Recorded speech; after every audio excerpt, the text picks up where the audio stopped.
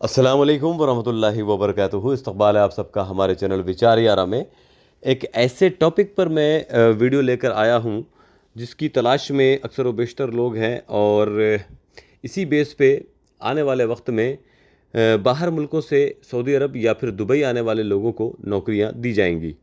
और ये पूरा अपडेट मैं समझता हूँ जितने भी एक्सपर्ट्स यानी अजनबी हजरात हैं जो अपने अपने मुल्क से सऊदी अरब या दुबई में आकर के काम कर रहे हैं या आने वाले वक्त में आएंगे और काम करेंगे, चाहे वो सऊदी अरब में मौजूद हो, दुबई में मौजूद हो या फिर अपने मुल्कों में मौजूद हो, अगर वो प्लानिंग में है आने वाले वक्त में आने के लिए यहाँ, तो उन्हें ये वीडियो ज़रूर सुनना चाहिए। खबर क्या है वो मैं आपको बता देता हूँ। मिडिल ईस्ट, खासकर यूएई और सऊदी अरब में कंपनियां अब लोगों को उनकी स्किल्स के आधार पर हायर करेंगी, न कि सिर्फ जॉब टाइटल के आधार पर।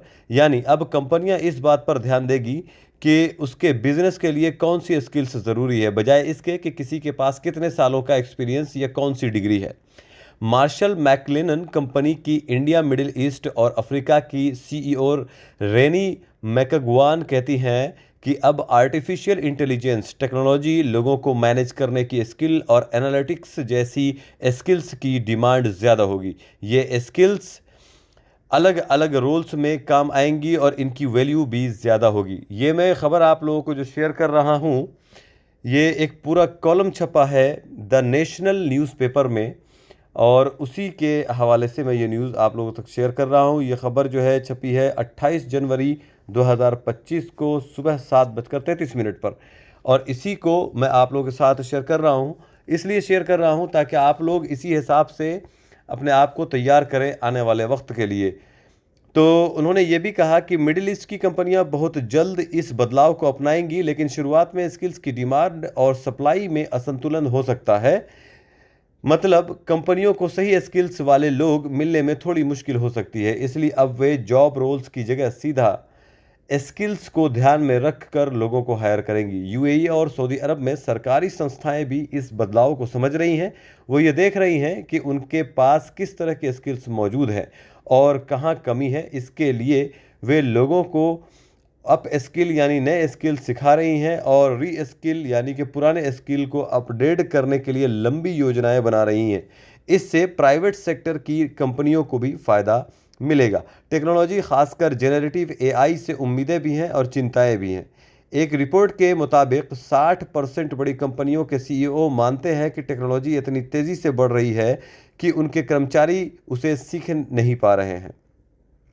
यूएई में टैलेंट बढ़ रहा है, जिससे कंपनियों के पास चुनने के लिए बहुत सारे लोग हैं, लेकिन असली चुनौती यह है कि सही टैलेंट को कैसे चुना जाए। टाइगर रिक्रूटमेंट कंपनी की Middle East head Zahra Clarke के मुताबिक कुछ इंडस्ट्रीज में अच्छे उम्मीदवारों की कमी है। उदाहरण के लिए, एग्जाम्पल के लिए, पर्सनल असिस्टेंट जैसी जॉब्स के लिए सही लोग मिलना मुश्किल हो रहा है। कई बार लोगों के पास स्किल्स की कमी होती है, जिससे कंपनियों के लिए सही कैंडिडेट ढूंढना मुश्किल हो जाता है। आजकल कर्मचारी सिर्फ अच्छी सैलरी नहीं बल्कि करियर ग्रोथ, हेल्थ बेनिफिट्स और वर्क लाइफ बैलेंस भी चाहते हैं।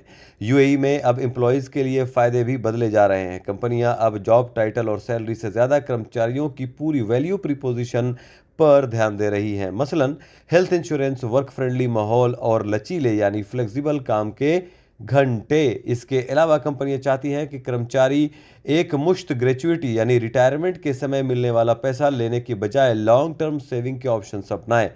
फ्लेक्सिबल वर्किंग का नया ट्रेंड अब सिर्फ वर्क फ्रॉम होम या ऑफिस की बात नहीं हो रही, बल्कि ये भी देखा जा रहा है कि कर्मचारी कब और कहां सबसे अच्छे से काम कर सकते हैं। कुछ सेक्टर्स जैसे टेक और कंसल्टिंग में हाइब्रिड मॉडल, ऑफिस और घर दोनों से काम बढ़ रहा है, जबकि पारंपरिक कंपनियां अभी भी ऑफिस में काम करवाने पर जोर दे रही हैं।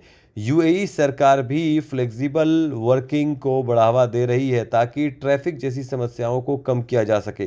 तो आप तमाम हजरात को समझ में आ गया होगा कि आने वाले वक्त में किस तरह से डिमांड बढ़ेंगी और कैसे लोगों को हायर किया जाएगा।